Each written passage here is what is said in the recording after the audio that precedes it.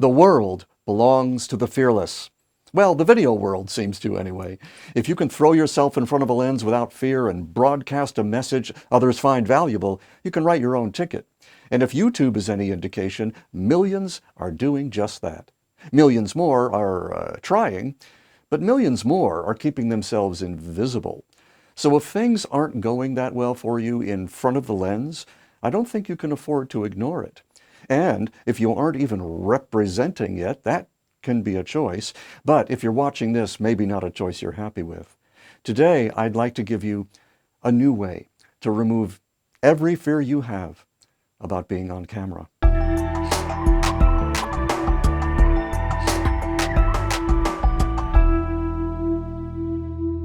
Almost every day, I work face-to-face with people in the expert space who have no problem speaking to large groups. They're charming and dynamic, but put them in front of that unblinking camera eye, and otherwise confident men and women suddenly forget how to smile.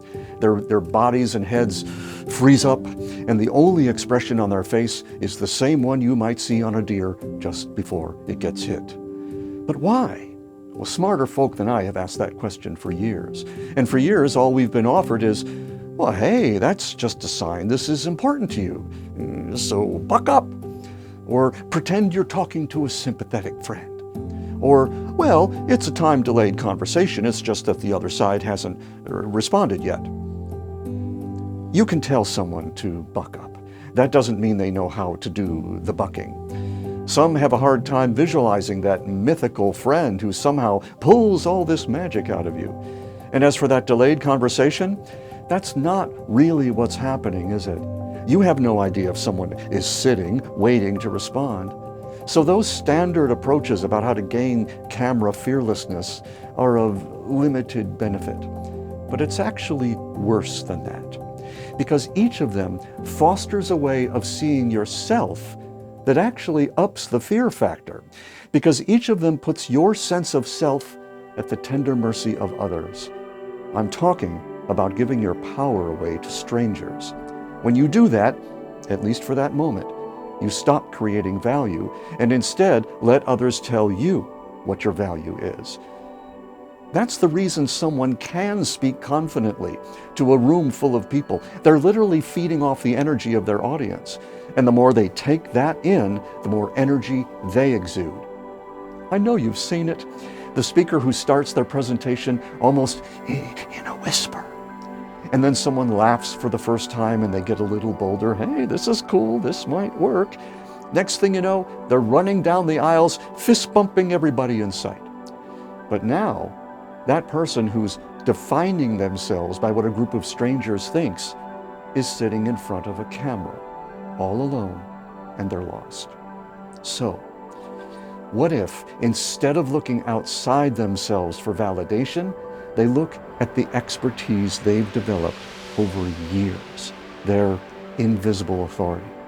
What they would find, no doubt, is that they've already created a whole world where this expertise rules, a bubble, if you will, into which they can invite others to share what they know.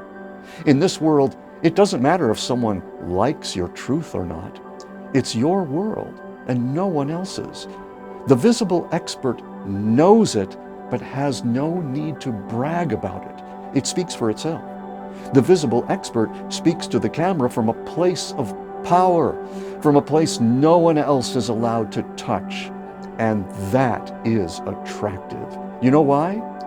Because we in the audience can't have it. And we want it because we can't have it. We're used to everyone else giving us their power before they even open their mouth. But that, my friend, is optional.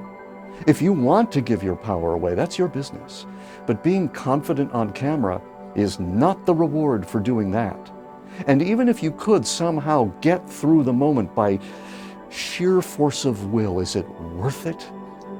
It is worth holding fast to yourself, to broadcast that energy through that little round piece of glass without being concerned about who might see it, without needing to remind yourself that this is important, or needing a sympathetic friend to stand in the gap for you.